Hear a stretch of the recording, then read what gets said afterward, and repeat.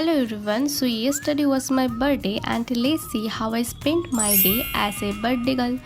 তোমরা অবশ্যই জেনে থাকবে যে আমার এখন এক্সাম চলছে আর শুধু এইবার না প্রতিবারই আমার এক্সামের মধ্যেই বার্থডেটা রাত্রেবেলা একটু সেলিব্রেশন হয়ে গিয়েছিল অলরেডি আমার রুমে অ্যান্ড রাত্রে সেলিব্রেশন করে ঘুমোতে আমার অনেকটাই লেট হয়ে গিয়েছিল।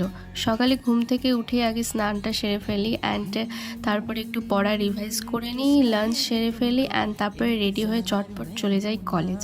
আজ আমাদের ছিল রেপার্টারি এক্সাম। রেপার্টারি আমাদের সেকেন্ড BHMS এর মানে ইউনিভার্সিটি এক্সামে আসবে না, থার্ড ইয়ারে আমরা মেইনলি এটাকে পড়বো, বাট তাও এটার আমাদের এক্সাম দিতে হচ্ছে।